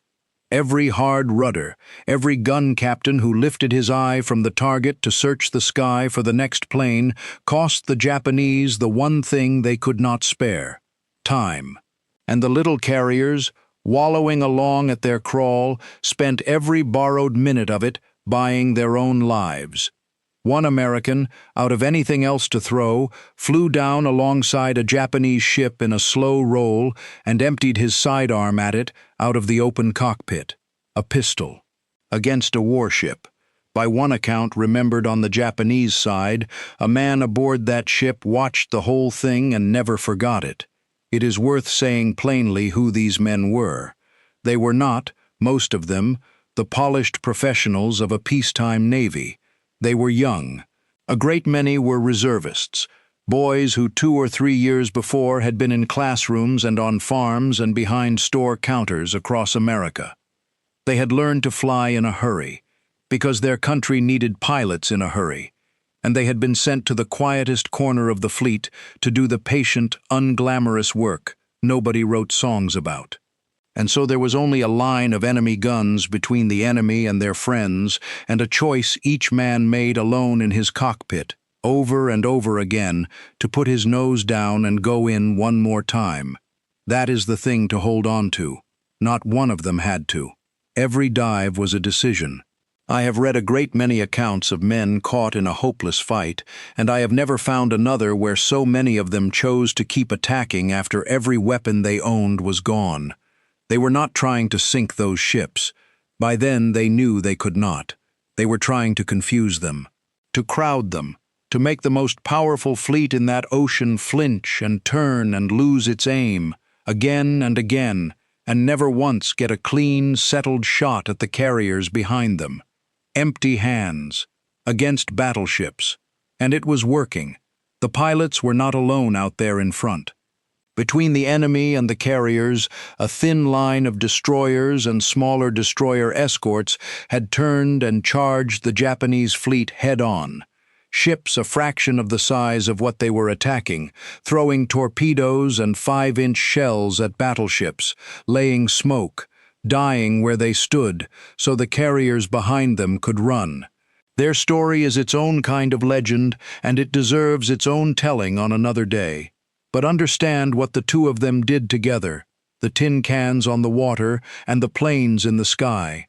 Between them they turned a clean execution into a brawl. They filled the sea and the air over that Japanese fleet with so much smoke and noise and sudden death that the enemy could never settle, never steady himself, never get a long, clear look at how small the thing chasing him really was. But the planes could not stay up forever. And when they came down, they found they had nowhere to land. Their own carriers were fleeing downwind, twisting through smoke and shell fire. You cannot land a plane on a carrier that is running the wrong way into the wind, with columns of water erupting all around it. So the order went out that told those men exactly what kind of morning this was. Attack the enemy. Then fly to the airstrip at Tacloban. On the beachhead the army had just clawed out of the island, and land there to rearm and refuel. Or find any other carrier still able to take you aboard. What followed was chaos of the finest kind. Pilots came down on whatever deck they could reach, from whatever squadron, off whatever ship. Down in the next group of carriers to the south, one flat-top named Manila Bay took aboard and serviced planes belonging to nearly a dozen squadrons that were not her own. At one point, she had aircraft from 4 different carriers sitting on her deck at the same time.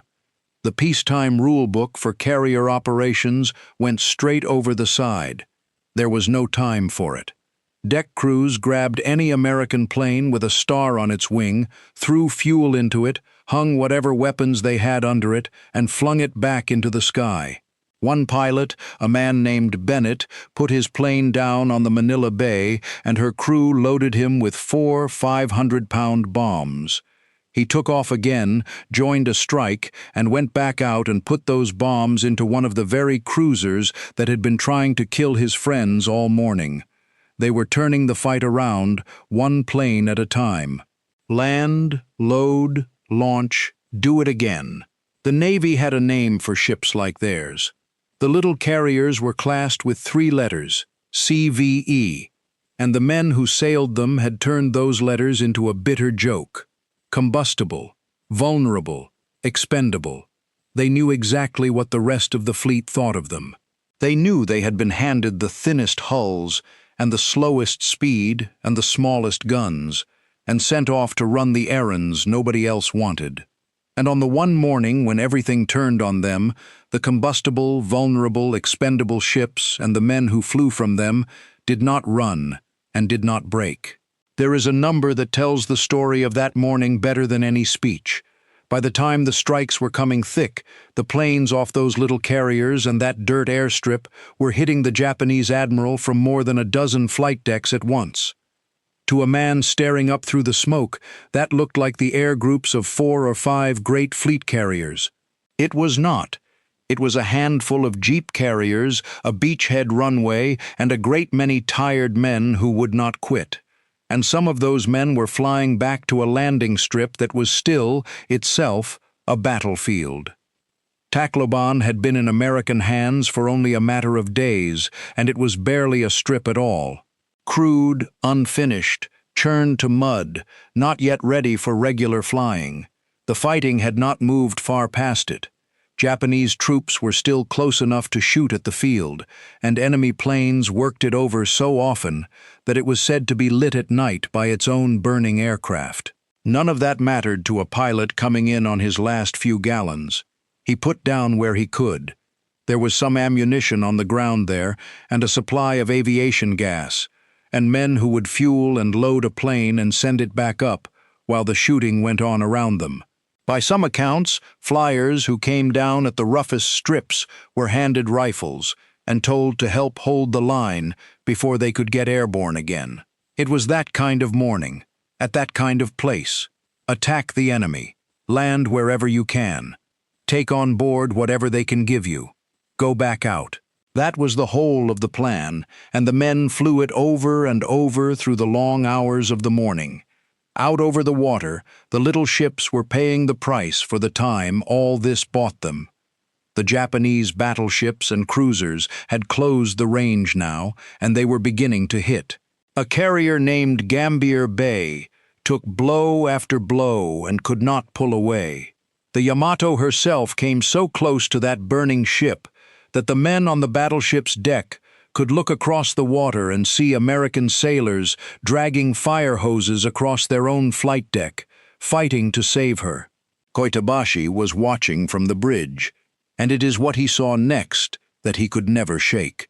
Gambier Bay went down, destroyers went down, and American sailors ended up in the water in their hundreds, oil-soaked, clinging to wreckage, as the great gray hull of the Yamato slid past them, close enough to touch. They should have been broken men. Their ships were gone.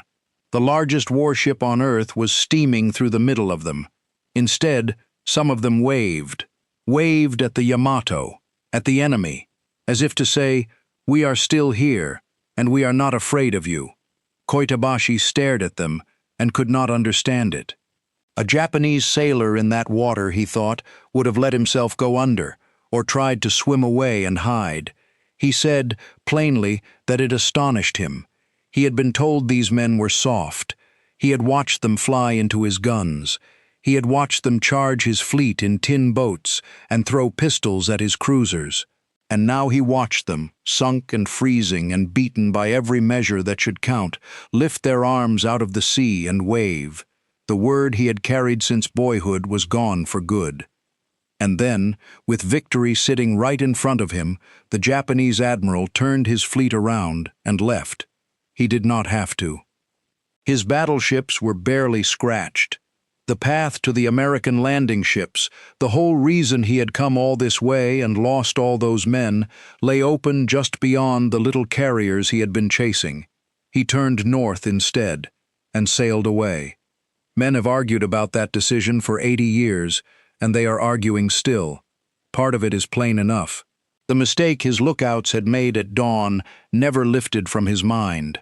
Hour after hour, everywhere he turned, American planes came diving at him out of the smoke, and he had no clear way to count them. Nothing his own eyes told him was true. By the time he pulled back to gather his ships, 3 of his heavy cruisers were sunk or sinking, and the rest were trailing oil. Then came a radio message about an American fleet to the north, a message no one has ever fully explained, and he turned toward a battle that was not there. Why he made the choice he made, in the end, he mostly kept to himself. He lived out a hard and quiet life after the war and said little. The full truth went into the ground with him in 1978, but this much is not in dispute. The men on those little carriers, and the men flying off them with nothing left to fight with, had made the most powerful fleet in that ocean believe it was in more danger than it was. They could not sink his battleships, so they convinced him he was surrounded by giants, and the giant blinked. There was a final cruelty waiting for Taffy 3, after the battleships had gone. Out of the clouds came a new kind of attack. Japanese planes deliberately flown into the American carriers, pilots turning themselves into weapons. One of them came down through the flight deck of the carrier St. Lo, the same little ship whose patrol had spotted the Japanese fleet at first light and touched off a fire in her belly that no one could stop. She was gone within the hour. 2 more of those planes came down on another carrier, the Kalinin Bay, and by some mercy did not touch off the fires that would have finished her.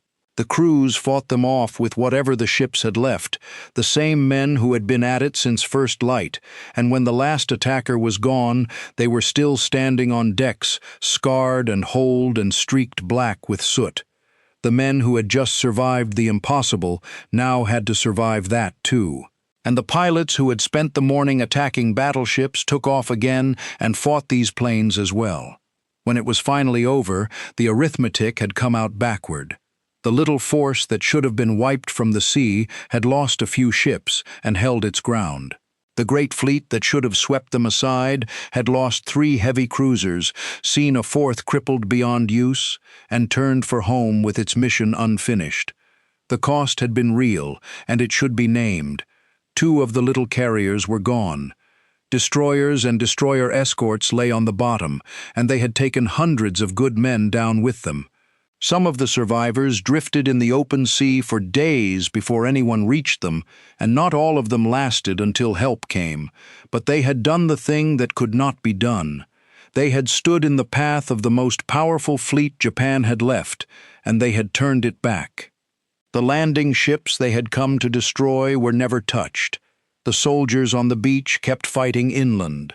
The Imperial Japanese Navy, which had sailed out for one last great victory, went home instead, with its cruisers burning and its chance gone, never again to threaten an American fleet at sea. The door those pilots had thrown their empty hands against had held.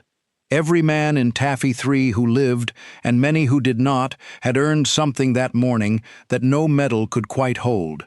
They had been handed a hopeless job at dawn. And they had done it with depth charges, and pistols, and bluffs, and borrowed rifles, and a plain unwillingness to stand aside. They simply looked at what was bearing down on them, and at the ships they were meant to protect, and decided the answer was no. Come back to the beginning for a moment, to that single plane, flying between the tower and the stack of the largest battleship the world had ever built, through a wall of fire that could not touch it. We started there because a young enemy sailor never forgot it. He carried a piece of shrapnel under his skin for the rest of his life as a souvenir of those days. And he carried something else, too. The memory of watching men he had been taught to think of as cowards fly into his guns, charge his fleet, and wave at his battleship from the water with their ships burning behind them. The weapon that never ran out that morning was never in the bomb bay, it was in the men. These were somebody's sons. In a few short years, many of them would be somebody's fathers, and then somebody's grandfathers, the quiet men at the end of the table who did not much like to talk about the war. Men who once dived on battleships with empty guns because the alternative was to leave their friends to die, and who could not bring themselves to do it. You may have known one of them, a man who fixed cars, or preached on Sundays, or ran a hardware store on Main Street, and who once, when he was very young, flew a little plane at a battleship because his friends were dying and he could not think of a single thing to do but go back in. They did not tell those stories easily. A great many of them never told them at all. If your father or your grandfather wore the uniform in the Pacific, or a few years later in the cold hills of Korea, then you are the keeper of a story like this one. And those stories are slipping away from us a little more with every year that passes. Tell it while you still can. Leave it in the comments below so the rest of us can read it. A name, a ship, a place. Whatever you have, because the men off Samar proved something on that gray morning in 1944 that is worth holding on to. That courage is not the weapon in your hands. It is the decision to attack when your hands are empty. On April 7, 1945, the battleship Yamato of the Imperial Japanese Navy fought its last battle in the waters south of Kyushu. This is the story of that 2-hour engagement. Yamato, launched in 1940, was the largest battleship ever built. At 72,800 tons with 9 460mm guns, it represented the pinnacle of battleship design. Yet, by early 1945, Japan's strategic situation was desperate. The Imperial Navy had been decimated, fuel was scarce, and American forces had landed on Okinawa on April 1st. On April 5th, the Japanese Naval Command ordered Operation Tengo. Yamato would lead a surface force to Okinawa on a one-way suicide mission. The fleet consisted of Yamato, the light cruiser Yahagi, and 8 destroyers. They carried only enough fuel to reach Okinawa. There would be no air cover. At 1600 hours on April 6th, the fleet departed Tokuyama. By 2130, American submarines had detected and reported their position. At dawn on April 7th, reconnaissance aircraft confirmed the fleet's course. Admiral Marc Mitscher's Task Force 58 prepared a massive strike. At 1200 hours, nearly 400 American aircraft launched from 11 carriers. The strike force included F-6F Hellcat fighters, SB-2C Helldiver dive bombers, and TBF Avenger torpedo bombers. They approached in 3 waves. At 12:30, Yamato's radar detected the first wave at 100 kilometers. The Japanese fleet shifted to battle formation. Every anti-aircraft gun trained skyward. The crew knew what was coming. At 12:32, the first American aircraft appeared through breaks in the clouds. The battle had begun. Yamato's anti-aircraft batteries opened fire immediately. The sky filled with black bursts of flak. At 12:37, the battleship fired its main 460mm guns, loaded with special Type 3 shrapnel shells. Each massive shell contained 900 small projectiles designed to create a wall of metal against incoming aircraft. The concussion from the main guns firing was so powerful it knocked nearby anti-aircraft crews off their feet. The American pilots had planned their attack carefully. Torpedo bombers came in low from multiple directions simultaneously, while dive bombers attacked from above. This forced Yamato's gunners to split their fire between high and low targets. At 12:40, the first torpedo struck Yamato's port side amidships. The explosion sent a massive column of water skyward. Seconds later, a second torpedo hit further aft on the port side. The ship shuddered violently. Damage control parties rushed to assess the flooding. At 12:41, a 500-kilogram bomb penetrated the upper deck near the forward superstructure. The explosion killed dozens of crew members and started fires. Smoke began pouring from the damaged areas. At 12:43, a third torpedo slammed into the port bow. Water began flooding multiple compartments. Yamato's speed dropped from 20 to 18 knots. The ship developed a slight list to port, approximately 5 degrees. The destroyer Hamikaze, attempting to shield Yamato, took multiple bomb hits. Fires erupted across her deck. The destroyer Asashimo also suffered damage and began falling behind. At 12:45, the light cruiser Yahagi took devastating hits. Multiple torpedoes struck her engine rooms. She lost all power and began listing heavily. Within 2 minutes, at 12:47, Yahagi capsized and sank. 446 of her crew went down with her. The survivors struggled in the oil-covered water as American aircraft continued circling overhead. The first wave withdrew at 12:50. Yamato had been hit by 2 torpedoes and 1 bomb. Her speed was reduced, and she had a noticeable list, but she was still fighting. At 13:20, the second wave of approximately 100 aircraft arrived. The American pilots had learned from the first attack. They noticed Yamato had already been hit on the port side and was listing in that direction. The strike coordinator made a critical tactical decision.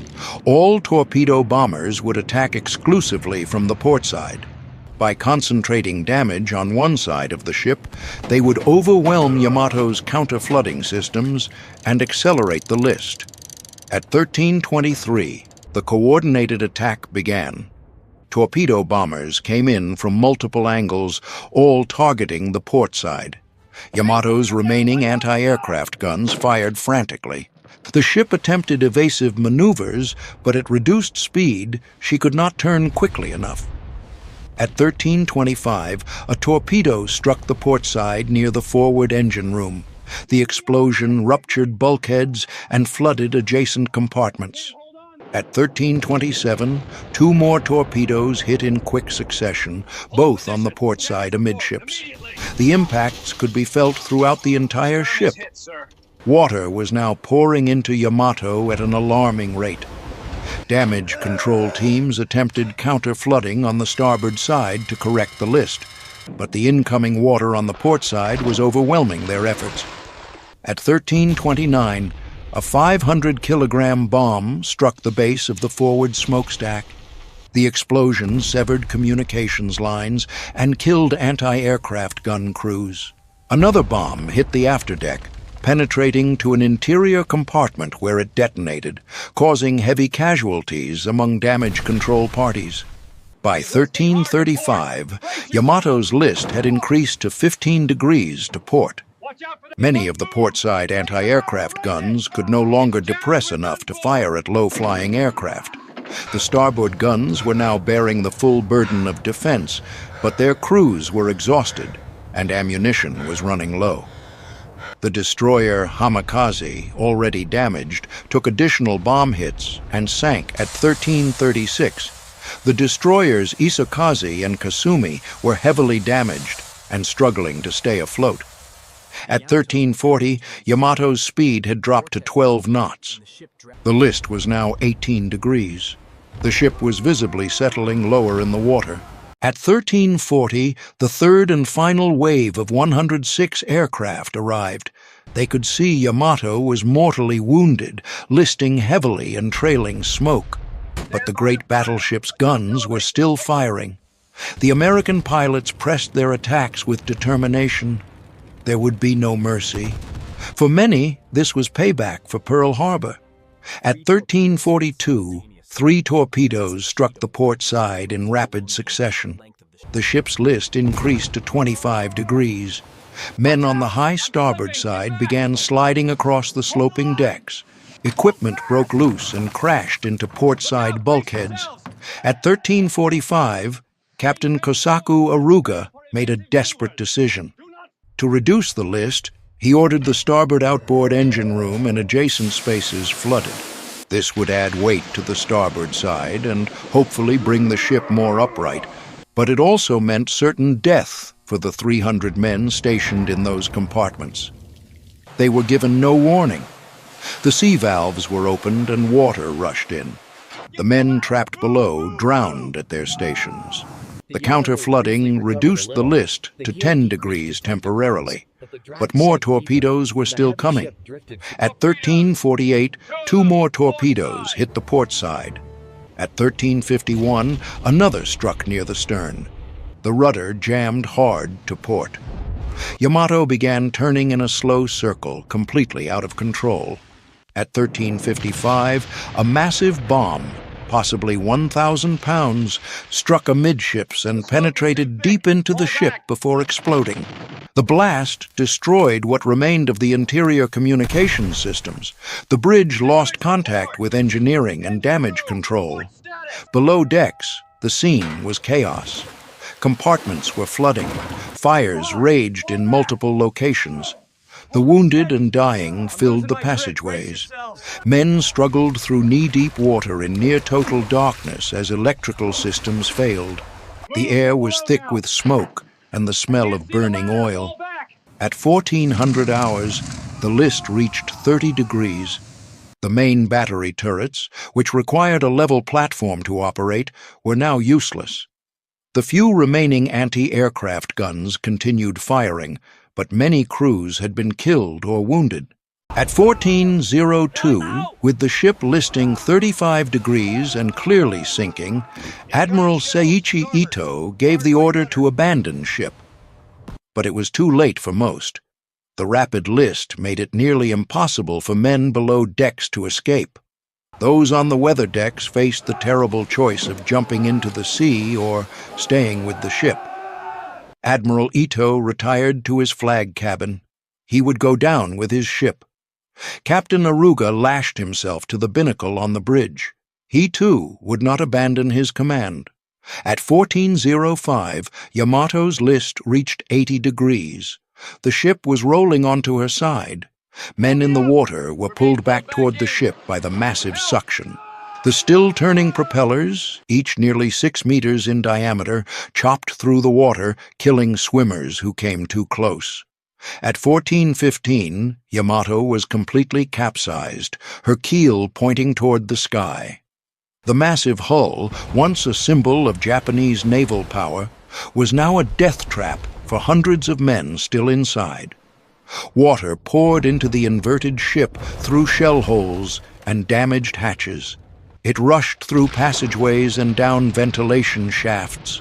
It filled the engine rooms and boiler spaces, and it reached the forward magazines where hundreds of tons of explosives and propellant were stored. At 14:23, the inevitable occurred. The forward magazine detonated. The explosion was cataclysmic. A massive fireball erupted from the capsized hull. The blast was equivalent to multiple tons of TNT detonating simultaneously. The shock wave radiated outward in all directions. A pillar of fire shot 2,000 meters into the air. Above it, a mushroom cloud formed, rising to 6,000 meters. The cloud was visible from Kagoshima, 200 kilometers away on the Japanese mainland. The explosion vaporized everything within the immediate vicinity. Several American aircraft observing from overhead were damaged by the blast and debris. One pilot later reported that the flash was so bright it temporarily blinded him even through his tinted goggles. The shock wave spread across the water in a visible ring. American ships 100 kilometers away felt the concussion. The sound was like thunder that rolled across the ocean for minutes. When the smoke cleared, Yamato was gone. The largest battleship ever built had been obliterated. In her place was only burning oil on the water and scattered debris. The 4 surviving Japanese destroyers moved through the wreckage, searching for survivors. They pulled men from the oil-slicked water. Many were burned or wounded. Some were in shock. Most of Yamato's crew of 3,332 had perished. Only 277 men survived. The destroyers Isokaze and Kasumi, too heavily damaged to continue, were scuttled by their crews at 14:30. The remaining 4 destroyers, Fuyutsuki, Suzutsuki, Yukikaze, and Hatsushimo, withdrew toward Japan. The Americans had lost 10 aircraft and 12 aircrew killed. The Japanese had lost a battleship, a cruiser, and 4 destroyers. Total Japanese casualties exceeded 4,000 men.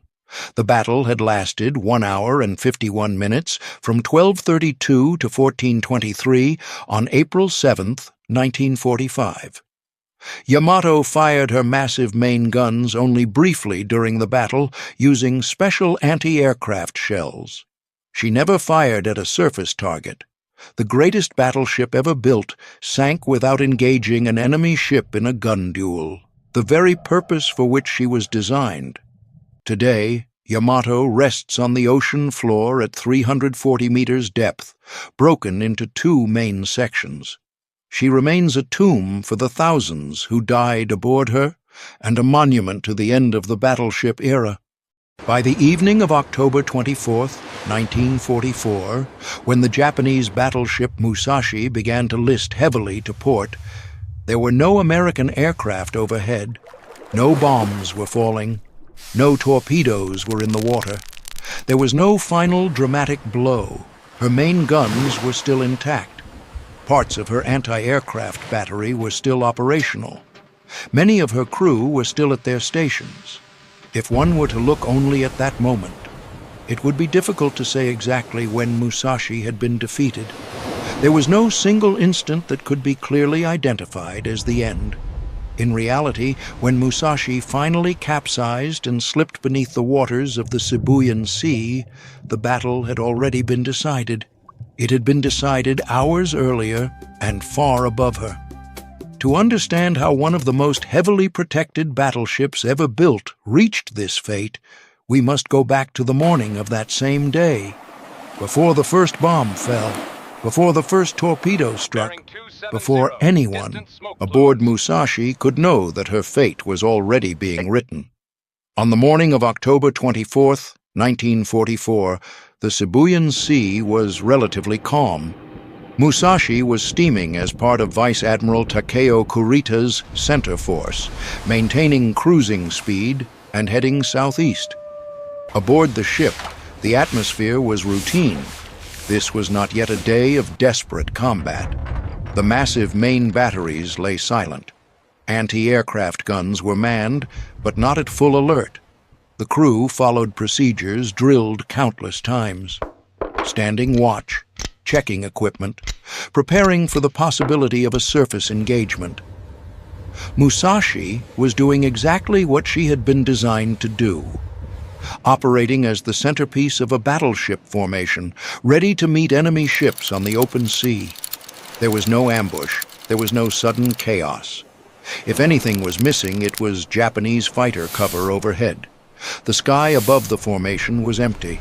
At the time, this absence did not yet feel decisive. In hindsight, it would become the most important detail of the entire day. Just after 10 in the morning, reports began filtering into the center force. Not a single warning, but multiple sightings from different directions, arriving within minutes of each other. From Musashi's decks, small dark shapes appeared at the edge of the sky. At first, they were barely distinguishable from clouds or glare on the horizon. What stood out was how they approached.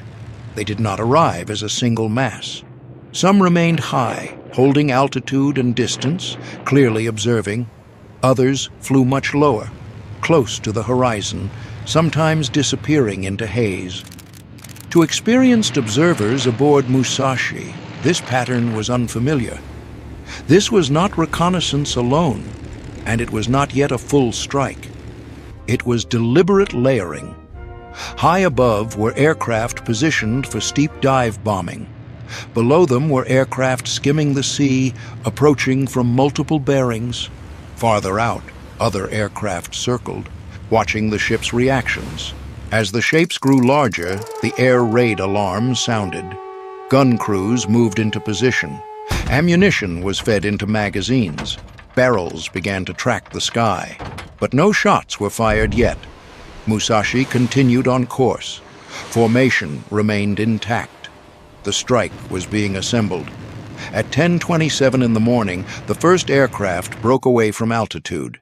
They were SB-2C Helldivers, dive bombers launched from the American carrier Intrepid. From roughly 10,000 to 13,000 feet, they pitched forward into near-vertical dives. The sound changed instantly. Engines howled as gravity took over. Musashi's anti-aircraft batteries opened fire, not probing bursts, full sustained fire. 5-inch naval guns sent timed fuse shells bursting in black clouds ahead of the dives. Dozens of 25-millimeter cannons stitched the sky with tracer fire. From above, Musashi appeared wrapped in flame and smoke. Yet there was no impenetrable barrier. The Helldivers pressed on. At 10:29 in the morning, a 500-pound bomb struck near turret number 1. The impact shook the forward decks violently. Steel flexed, paint and debris scattered. But the turret armor held. For the crew, this moment mattered. The ship had absorbed a direct hit and remained operational. Almost simultaneously, Grumman Avenger torpedo bombers approached at wave-top height, coming in from starboard. Anti-aircraft fire was intense. Some aircraft were forced to release early. Others were hit. But one aircraft held its line. At 10:30 in the morning, a torpedo struck the starboard side near the middle of the ship. There was no towering explosion, only a deep, heavy shock from below. Water began flooding internal compartments. Within minutes, Musashi listed 5 to 6 degrees to starboard. Damage control teams reacted immediately. Counter-flooding was ordered. Opposing compartments were deliberately flooded. By 10:35 in the morning, the list was reduced to about 1 degree. Musashi regained balance. The first attack had failed to cripple her, and that belief that the ship could absorb damage and correct it would shape every decision that followed. By noon, the attacks resumed, stronger, more precise. Helldivers returned, diving from altered angles and forcing anti-aircraft crews to constantly reposition. Bombs struck the superstructure and midships areas. One explosion damaged a boiler room, forcing it offline. Speed dropped to around 22 knots. Then Avengers arrived again, this time from multiple directions. At least 2 torpedoes struck the port side. Now flooding came from both sides. Counter-flooding still worked, but less effectively. The bow began to settle lower. Inside the ship, engineers faced impossible choices. Which compartments to sacrifice? Which systems to preserve? With every passing minute, Musashi grew heavier, and with every minute she became easier to hit. At 1:31 in the afternoon, the largest strike of the day began. Dozens of aircraft approached in coordinated layers. First came the fighters, Hellcats descending to strafe decks and suppress gun crews. Their purpose was not to sink the ship directly, but to break the rhythm of her anti-aircraft defense. Behind them, Helldivers dove in succession, each selecting a different approach vector. Bombs rocked the hull repeatedly, not always penetrating main armor, but steadily damaging the systems a ship needs to keep moving and keep fighting. Then the torpedo bombers arrived. Avengers skimmed the sea, approaching from multiple bearings and forcing Musashi to defend every direction at once. Several torpedoes struck forward of turret number 1, flooding bow compartments. The bow dipped visibly. Speed fell further, below 20 knots, then lower. By mid-afternoon, Musashi no longer responded like the ship she had been that morning. She was still afloat, still firing, but her movements were slower. Her corrections were delayed. Her margin for error was shrinking. By around 3:25 in the afternoon, another heavy strike hit. A bomb damaged the steering gear. The rudder jammed briefly at 15 degrees. Speed dropped to around 6 knots. At that point, Musashi could no longer maneuver with the fleet. She could not dodge effectively. She could not keep station. She could not escape the next wave. She was still afloat, still firing. But she had crossed a line she could not return from. At 3:30 in the afternoon, Kurita made the decision. The center force could not slow for Musashi. The formation moved on. 2 destroyers and a heavy cruiser remained behind. Their role was no longer protection, it was rescue. By 4:21 in the afternoon, Musashi was seen again. Her bow was deep. Her list was increasing. She was still firing at distant aircraft. From that moment on, Musashi was no longer part of the battle. She was fighting time and water alone. By early evening, flooding continued unchecked. The list increased past 12 degrees. At 7:15 in the evening, preparations to abandon ship began. Orders were calm, procedural. Wounded men were moved first, others followed. As the list reached 30 degrees, the final order was given. At 7:36 in the evening, Musashi capsized. There was no final explosion, no flash. The hull rolled, the keel briefly appeared.